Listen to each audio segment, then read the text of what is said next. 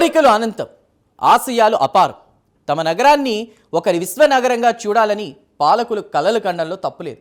కానీ ఆ కలల సౌధానికి పునాదులు పడేటువంటి సమయానికే అజేయమైన అడ్డంకులు ఎదురవుతున్నాయన్నది అర్థమవుతోంది. ఆంధ్రప్రదేశ్ రాజకీయ ముఖ చిత్రంలో అత్యంత కీలకమైన గ్రేటర్ విజయవాడ ప్రక్రియకు అకస్మాత్తుగా బ్రేక్ పడటం వెనుక కేవలం న్యాయపరమైన చిక్కులే ఉన్నాయా, లేక దేశవ్యాప్తంగా సంభవించబోతున్నటువంటి ఒక మహా రాజకీయ మార్పు ఉందా అని విశ్లేషిస్తున్నారు.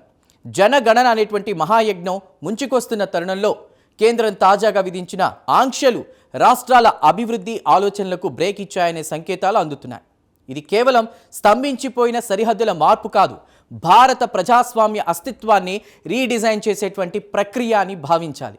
పంచాయతీల నుంచి ఢిల్లీలో సీట్ల సంఖ్య వరకు పెరిగేటువంటి ఆ రాజకీయ చదరంగంలో రాబోతున్న ఆ పెనుమార్పులేంటి? సరిహద్దుల చెరిపివేత వెనుక ఉన్నటువంటి అసలు రహస్యం ఏంటి? గ్రేటర్ విజయవాడ ఆగిపోవడానికి దేశవ్యాప్త డీలిమిటేషన్కు ఉన్నటువంటి విడదీయలేని బంధంలో దాగినటువంటి ఆ సంగతులేంటో ఇప్పుడు తెలుసుకుందాం.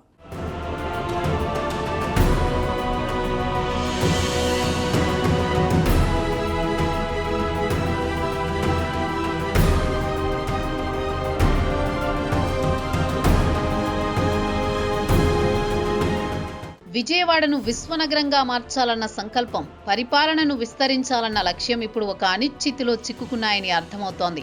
గ్రేటర్ విజయవాడ ఏర్పాటులో అత్యంత కీలకమైన పంచాయతీల విలీన ప్రక్రియకు అకస్మాత్తుగా బ్రేక్ పడడం రాజకీయ వర్గాల్లో పెనుచర్చకు దారితీస్తోంది. నగర పరిసరాల్లోని పంచాయతీలను గ్రేటర్ మున్సిపల్ కార్పొరేషన్లో విలీనం చేసి ఒకే గొడుగు కిందకు తీసుకురావాలన్న మాస్టర్ ప్లాన్ ఇప్పుడు జనగణన రూపంలో ఒక అజేయమైన గోడ అడ్డు నిలిచిందని విశ్లేషిస్తున్నారు. ఇది కేవలం సాంకేతిక కారణం మాత్రమే కాదు, విజయవాడ భవిష్యత్తు, భౌగోళిక ముఖ చిత్రాన్ని నిర్ణయించే కీలక మలుపుగా భావించాలి.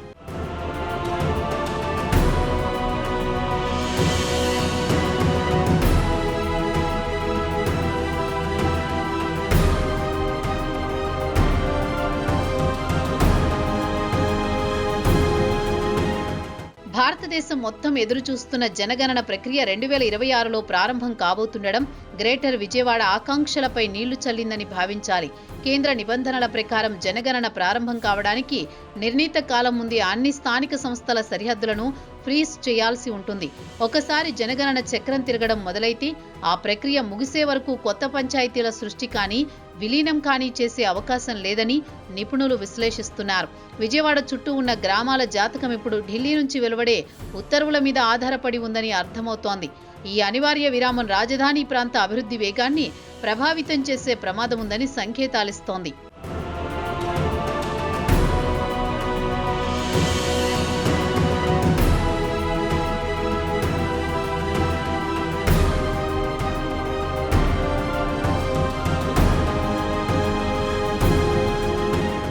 కేవలం జనగణన మాత్రమే కాదు, గత ప్రభుత్వాలు పంచాయతీరాజ్ చట్టంలో వేసిన సవరణలు కూడా ఈ విలీన ప్రక్రియకు సంకెళ్లుగా మారాయని అర్థమవుతోంది.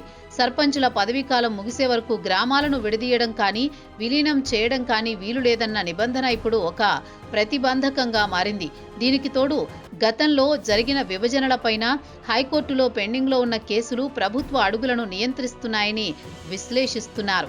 న్యాయపరమైన రక్షణా కవచం లేకుండా ముందుకు వెళితే అది రాజ్యాంగపరమైన సంక్షోభానికి దారి తీయవచ్చన్న హెచ్చరికలు వినిపిస్తున్నాయి. ఈ చట్టపరమైన చిక్కుముడులు విడివడాలంటే కొంతకాలం వరకు వేచి చూడక తప్పదని భావించాలి.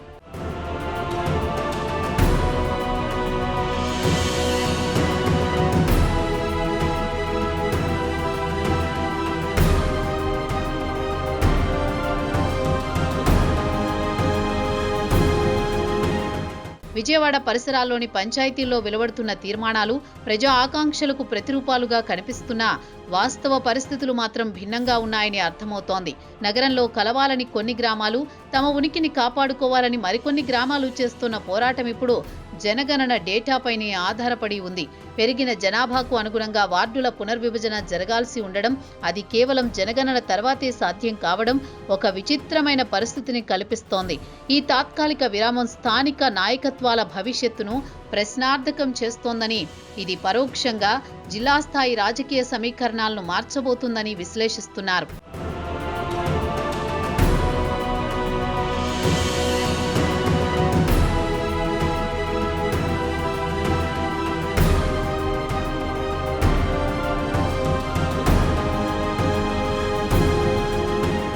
విజయవాడ విలీన ప్రక్రియ నిలిచిపోవడం అనేది కేవలం ఒక నగరానికి సంబంధించిన విషయం కాదు. ఇది 2026 నాటి దేశవ్యాప్త డీలిమిటేషన్ ప్రక్రియలో ఒక చిన్న భాగం మాత్రమేనని అర్థమవుతోంది.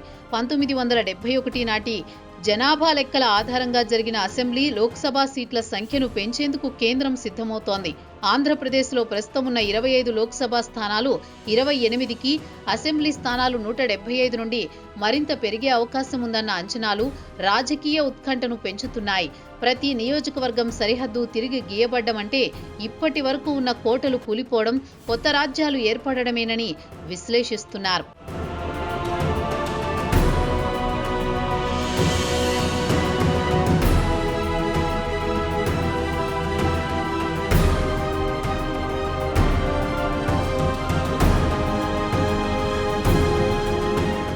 జనాభా ప్రాతిపదికన సీట్ల పెంపు జరిగితే ఉత్తరాది రాష్ట్రాలు ఆధిపత్యం పెరిగి దక్షిణాది రాష్ట్రాల ప్రాభవం తగ్గుతుందన్న ఆందోళన ఆంధ్రప్రదేశ్లోనూ ప్రతిధ్వనిస్తోంది. తెలంగాణ, ఆంధ్రప్రదేశ్ వంటి రాష్ట్రాలు జనాభా నియంత్రణలో సాధించిన విజయమే ఇప్పుడు రాజకీయంగా బలహీనతగా మారుతుందా అన్న చర్చనీయాంశమైంది. లోక్సభలో సీట్ల సంఖ్య 700 దాటితే అందులో ఆంధ్రప్రదేశ్ గొంతు ఎంతవరకు వినిపిస్తుందనేది ప్రశ్నార్థకమే. ఫిస్కల్ ఫెడరలిజం నుండి నిధుల కేటాయింపు వరకు ప్రతి అంశం ఈ కొత్త మ్యాప్ మీద ఆధారపడి ఉంటుంది. ఇది రాష్ట్రాల మధ్య రాజకీయ సమతుల్యాన్ని దెబ్బతీసే అవకాశం ఉందని సంకేతాలు ఇస్తోంది.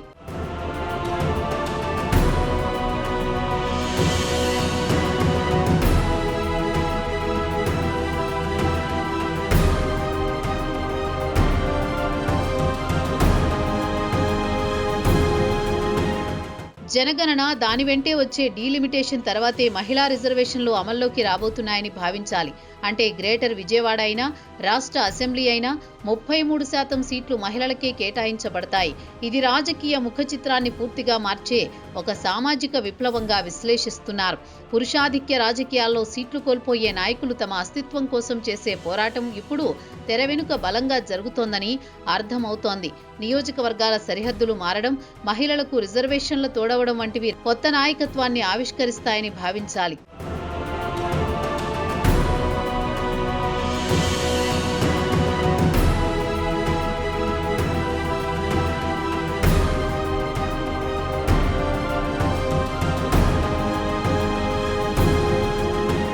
ప్రస్తుతానికి గ్రేటర్ విజయవాడ ప్రక్రియ ఆగిపోయి ఉండొచ్చు. కానీ ఇది ఒక భారీ రాజకీయ విస్ఫోటనానికి ముందున్న నిశ్శబ్దమని గుర్తించాలి. 2026 జనగణన డేటా వెలువడ్డాక డీలిమిటేషన్ కమిషన్ ఇచ్చే తుది నివేదిక ఆంధ్రప్రదేశ్ భవిష్యత్తును శాసించబోతోందని విశ్లేషిస్తున్నారు. అటు పంచాయతీలు, ఇటు అసెంబ్లీ సీట్లు, ఇలా అన్ని స్థాయిల్లోనూ మార్పులు అనివార్యం. ఓటు బ్యాంకు ఆరిథ్మెటిక్ అంటే కుల, మత, ప్రాంత, సామాజిక వర్గాల వంటివి రీకాలిబ్రేట్ కావాల్సి ఉంటుంది. 2027 నాటికి మనకు కనిపించే పొలిటికల్ మ్యాప్ పూర్తిగా భిన్నంగా ఉంటుందని, రాజకీయ శక్తులు తమకు తాము కొత్తగా ఆవిష్కరించుకోవాల్సిన సమయం ఆసన్నమైందని అర్థమవుతోంది. ఇది ఒక చారిత్రక పరిణామం. దీనికి సిద్ధంగా ఉండాల్సిందే.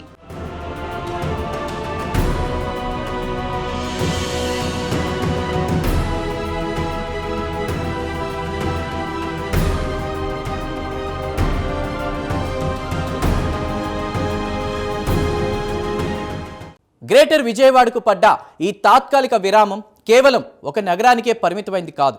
ఇది యావత్ దేశ రాజకీయ భవిష్యత్తును కూడా మార్చేయబోతున్నటువంటి తుఫానుకు ముందు కనిపిస్తున్నటువంటి ముందస్తు సంకేతం అని అర్థమవుతోంది. అంకెల సేకరణ కోసం మొదలవుతున్న జనగణన చివరకు అధికార కేంద్రాలనే మార్చబోతుందని విశ్లేషిస్తున్నారు. నిన్నటి వరకు కోటలుగా ఉన్నటువంటి నియోజకవర్గాలు రేపు కనుమరుగైపోవచ్చు.